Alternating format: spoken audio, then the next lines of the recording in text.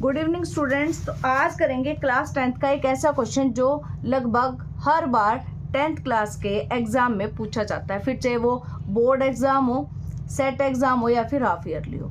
तो क्वेश्चन कौन सा है? Prove that √5 is an irrational number. Exercise 1.3 और उसका पहला क्वेश्चन है और इसी से रिलेटेड दो एग्जाम्पल भी हैं। जैसे एक्सरसाइज 1.3 से पहले दो एग्जाम्पल देखे, prove that √2 is an irrational number, या फिर एक और एग्जाम्पल है prove that √3 is an irrational number. तो पैटर्न सभी का सेम है। तो हम प्रूव करेंगे कि √5 को इरेशनल। तो लेट अस एज्यूम, प्रूफ में क्या शुरू किया, लेट अस एज्यूम कि हम मान लेते हैं, एज्यूम कर लेते हैं। क्या एज्यूम कर लिया? If possible √5 is a rational number। ठीक है, हमने क्या किया कि अगर पॉसिबल है तो हम मान लेते हैं कि √5 कैसा है, रैशनल नंबर है। और अगर वो रैशनल है तो आप √5 को कैसे लिख सकते हैं? a/b की फॉर्म में लिख सकते हैं, सच दैट b की वैल्यू क्या नहीं होनी चाहिए, 0 के इक्वल नहीं होनी चाहिए। और a और b जो नंबर लिए हैं उनका HCF कितना? 1, मतलब उनमें से कॉमन कुछ भी नहीं है। उनका HCF कितना है? 1 है। इसका मतलब a और b दोनों कैसे हैं? को प्राइम है। उनमें से कॉमन फैक्टर एक के अलावा कोई भी नहीं है। ठीक है, तो ये हमने मान लिया √5 = a/b। उसके बाद क्या कर दिया आपने? क्रॉस मल्टीप्लाई कर दी, इसके डिवाइड में 1 लगा लेते हैं। a = √5b। रूट को खत्म करने के लिए हमने क्या किया? दोनों साइड स्क्वायर कर लिया। तो a स्क्वायर √5 का स्क्वायर और b स्क्वायर। a स्क्वायर किसके इक्वल आ गया? 5b स्क्वायर के इक्वल आ गया। इसका मतलब क्या हुआ? क्या लिख सकते हैं इसको? इसको एक बार आप ऐसे सोचो कि अगर जैसे 10 है, 10 को मैं कैसे लिख सकती हूँ? 5 × 2। ठीक है, इसका मतलब क्या होगा? जो 10 है इस 5 से डिवाइड होगा, है ना। जैसे 15 को कैसे लिख सकते हैं? 5 × 3। तो जो 15 है वो 5 से डिवाइड होगा। तो बिल्कुल सेम ऐसे देखो, a स्क्वायर को कैसे लिखा? 5 × b स्क्वायर। इसका मतलब a स्क्वायर जो 5 से डिवाइड होगा। सो a square is divisible by 5। ठीक है, a स्क्वायर किससे डिविजिबल है? 5 से। अगर किसी का स्क्वायर, कोई भी नंबर है, उसका स्क्वायर अगर किसी नंबर से डिवाइड हो रहा है, जैसे a स्क्वायर जो है 5 से डिवाइड हो रहा है, तो वो नंबर खुद भी यानी कि a, then also a is divisible by 5। ठीक है, क्या किया हमें? √5 को हमने इरेशनल प्रूव करना था, पर हमने ये मान लिया कि अगर पॉसिबल है तो हमने मान लिया √5 कैसा है? रैशनल है। रैशनल है तो इसको a/b की फॉर्म में लिख सकते हैं, जिसके लिए कंडीशन लगा दो कि b कैसा है? 0 के इक्वल नहीं है। और HCF a और b का कितना है? 1 है। उसके बाद √5 के डिवाइड में 1 लगा सकते हैं, क्रॉस मल्टीप्लाई कर दिया, a को 1 से करेंगे a आ जाएगा, और √5 को b से करोगे √5b आ जाएगा। उसके बाद हमने क्या कर दिया? दोनों साइड स्क्वायर कर दिया। तो a का स्क्वायर √5 का स्क्वायर और b स्क्वायर। a स्क्वायर = √5 का स्क्वायर कितना हो जाएगा? 5, और ये b square. a square = 5b square है। इसका मतलब जो a स्क्वायर है वो किससे डिवाइड हो जाएगा? 5 से। तो a square is divisible by 5। अगर किसी का स्क्वायर, किसी भी नंबर का स्क्वायर 5 से डिवाइड हो रहा है तो वो नंबर खुद भी, then a is also divisible by 5। ठीक है, अब देखिए अगर a 5 से डिवाइड हो रहा है, जैसे सपोज करो अभी हमने किया था कि 10 जो है वो 5 से डिवाइड हो रहा है। 10 जो है किससे डिवाइड हो रहा है? 5 से। तो हम कैसे लिख रहे थे? 5 × में कोई भी नंबर आएगा अलग से। जैसे 20 ले लो, 5 से डिवाइड होता है तो 5 × कुछ आएगा, है ना। जिस नंबर से डिवाइड हो रहा है वो तो आएगा ही, मल्टीप्लाई में कुछ और आ जाएगा। तो बिल्कुल सेम a जो है वो 5 से डिवाइड हो रहा है, तो a को कैसे लिख सकते हैं? 5 और कोई एक कॉन्स्टेंट c, ऐसा लिख सकते हैं हम। तो उसके बाद देखिए, तो दोनों तरफ स्क्वायर कर दिया हमने, squaring both side, then a square 5 का स्क्वायर कितना आ जाएगा? 25, और c का c स्क्वायर। ठीक है, a स्क्वायर किसके इक्वल आ गया? 25 c स्क्वायर। a स्क्वायर की वैल्यू यहाँ पुट कर दो, ये 1 है और ये 2 है।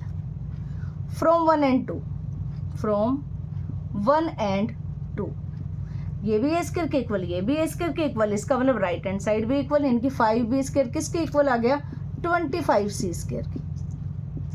5 से डिवाइड कर दोगे दोनों साइड तो ये आ जाएगा 5c स्क्वायर। बिल्कुल सेम देखो, ये जैसे हमने लिखा था कि ए स्क्वायर जो 5 से डिवाइड होगा, ऐसे बिल्कुल सेम आ गया। बी स्क्वायर भी किससे डिवाइड होगा, so B square is divisible by 5, है ना। और अगर बी स्क्वायर हो रहा है then B is also divisible by 5, B भी डिवाइड होगा, है ना। B is also divisible by 5। ध्यान से देखिए अब क्या हो गया, मैं क्या कह रही हूँ, मैं ये कह रही हूँ ए भी 5 से डिवाइड हो रहा है, बी भी 5 से डिवाइड हो रहा है, दोनों के दोनों नंबर 5 से डिवाइड हो रहे हैं, इसका मतलब उनका HCF 5 तो आएगा, है ना।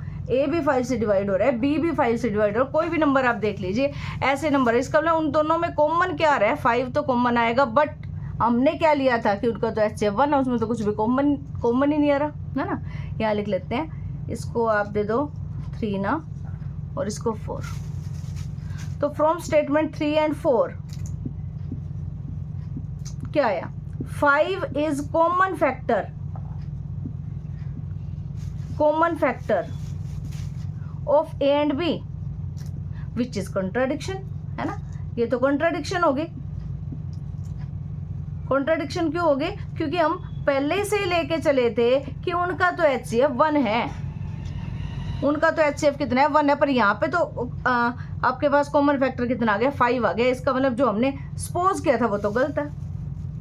सो our supposition is wrong. Supposition जो हमने सपोज किया था, जो एज्यूम किया था, वो तो गलत है। क्या एज्यूम किया था हमने तो एज्यूम ही ये किया था कि √5 रैशनल है, वो गलत है। इसका मतलब क्या हो गया, सो √5 इज इरेशनल नंबर। ठीक है, तो आगे देखिए, दोबारा से रिपीट कर देती हूँ एक बार मैं।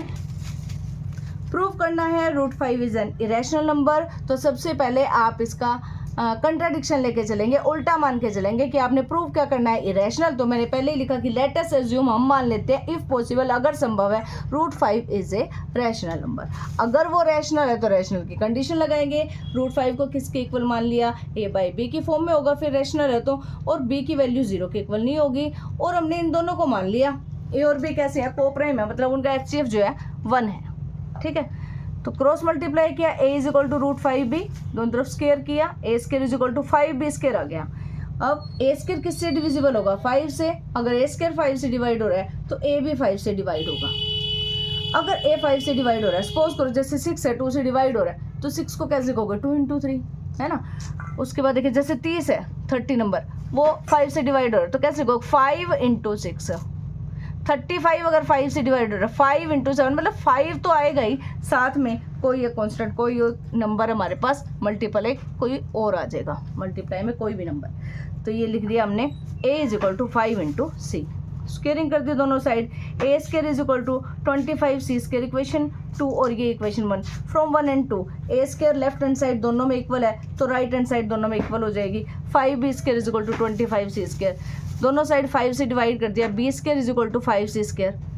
इसका मतलब क्या हुआ, जैसे ये आया था हमारे पास, a square is equal to 5b square था, तो मैंने कहा था कि a square is divisible by 5। Same ऐसे ही कहा कि b square is divisible by 5। अगर b स्क्वायर हो रहा है तो b भी होगा, b is also divisible by 5। अब देखिए, ये थर्ड स्टेटमेंट और ये फोर्थ स्टेटमेंट, इसमें मैंने कहा कि 8 जो है 5 से डिवाइड हो रहा है, और इसमें मैंने कहा कि b जो है 5 से डिवाइड हो रहा है। इसका मतलब दोनों ही नंबर 5 से डिवाइड हो रहे हैं, है ना। इसका मतलब क्या हो गया, 5 is common factor of a and b।